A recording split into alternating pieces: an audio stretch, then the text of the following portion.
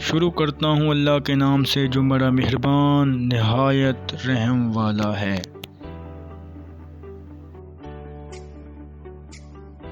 ایک رات حضرت سلطان محمود غزنوی رحمۃ اللہ علیہ شاہی لباس اتار کر عام لباس میں رعیت کی نگرانی کے لیے تنہا گشت فرما رہے تھے۔ آپ نے چوروں کے ایک گروہ کو دیکھا جو آپس میں کچھ مشورہ کر رہا ہے۔ چوروں نے سلطان محمود غزنوی رحمۃ اللہ علیہ کو دیکھ کر دریافت کیا، اے شخص تو کون ہے؟ بادشاہ نے کہا، میں تم میں سے ہی ایک ہوں۔ تو وہ لوگ سمجھے یہ بھی کوئی چور ہے، اس لیے انہوں نے آپ کو بھی اپنے ساتھ لیا، پھر آپس میں باتیں کرنے لگے اور یہ مشورہ ہوا کہ ہر ایک اپنا ہنر بیان کرے تاکہ چوری کرنے میں وہی کام اس کے سپرد کیا جائے۔ تو ان میں سے ایک بولا، صاحبو میرے کانوں میں ایک ایسی خاصیت ہے، میں ایک ایسی خاصیت رکھتا ہوں کہ کتا جو کچھ بھونکنے کی آواز میں کہتا ہے میں سب سمجھ لیتا ہوں۔ دوسرے نے یہ کہا، میری آنکھوں میں ایک ایسی خاصیت ہے، جس شخص کو بھی اندھیری رات میں دیکھ لیتا ہوں اس کو دن میں بلا شک و شبہ پہچان لیتا ہوں۔ تیسرے نے کہا، میری بازوں میں ایک ایسی خاصیت ہے، زور سے نقب لگا لیتا ہوں، یعنی گھر میں داخل ہونے کے لیے مضبوط دیوار کو بھی ہاتھ سے سوراخ کر دیتا ہوں اور گھر میں داخل ہو جاتا ہوں۔ تو اس طرح دوستو چوتھے نے کہا، میری ناک میں ایک ایسی خاصیت ہے، مٹی سونگھ کر یہ معلوم کر لیتا ہوں کہ کس جگہ خزانہ مدفون ہے۔ پانچویں نے یہ کہا، میری پنجوں میں ایک ایسی قوت ہے، نیل خواہ کتنا ہی بلند کیوں نہ ہو لیکن میں اپنے پنجے کے زور سے کند کو اس محل کے کنگرہ میں مضبوط لگا دیتا ہوں اور مکان میں اس طرح سے میں آسانی سے داخل ہو جاتا ہوں۔ پھر سب نے مل کر بادشاہ سے دریافت کیا، اے شخص تیرے اندر کیا ہنر ہے تو چوری کرنے میں ہمیں مدد مل سکے؟ بادشاہ نے جواب دیا، میری داڑھی میں ایک ایسی خاصیت ہے کہ پھانسی کے مجرموں کو جب جلادوں کے حوالے کر دیا جاتا ہے تو اس وقت میری داڑھی ہل جاتی ہے، تو میری داڑھی کے ہل جانے سے ان کو رہائی مل جاتی ہے۔ پھر یہ سنتے ہی چوروں نے کہا، اے ہمارے قطب، اے ہمارے سردار، چونکہ مصیبت والے دن خلاصی کا ذریعہ آپ ہی ہیں، ہم پکڑے جائیں تو آپ کی برکت سے ہی چھوٹ جائیں گے، اس لیے اب بے فکری ہو گئی ہے، کیونکہ باقیوں کے پاس تو ایسے ہنر سے جس سے چوری کی تکمیل ہو سکے، لیکن آپ کے پاس ایک ایسا ہنر جس سے ہم چھوٹ سکتے ہیں۔ اس مشورے کے بعد سب نے مل کر بادشاہ محمود غزنوی کی محل کی طرف رخ کیا اور بادشاہ خود بھی چوروں کے بھیس میں ان کے ہمراہ ہو گیا۔ راستے میں کتا بھونکا تو کتے کی آواز سمجھنے والا چور نے کہا کہ کتے نے کہا ہے کہ تمہارے ساتھ بادشاہ ہی ہے، لیکن چوروں نے اس کی طرف دھیان نہیں دیا اور دوسرے چور نے خاک سونگھی اور بتا دیا کہ یہاں شاہی خزانہ ہے۔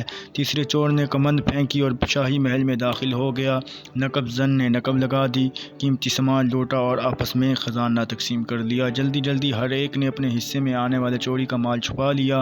بادشاہ نے ہر ایک کا حلیہ اچھی طرح پہچان لیا اور ہر ایک کی قیامگاہ کے رستوں کو یاد کر لیا، اپنے آپ کو ان سے چھپا کر شاہی محل کی طرف آ گیا۔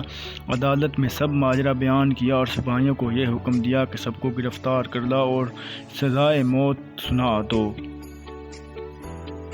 اس کے بعد جب وہ شاہی محل میں آئے تو ہر ایک خوف سے کانپنے لگا، لیکن وہ چور جس کے اندر یہ خاصیت تھی کہ اندھیری رات میں دیکھ لیتا ہوں تو دن میں بے شک و شبہ پہچان لیتا ہوں، وہ مطمئن تھا، اس پر خوف کے ساتھ امید کے آثار بھی نمایاں تھے۔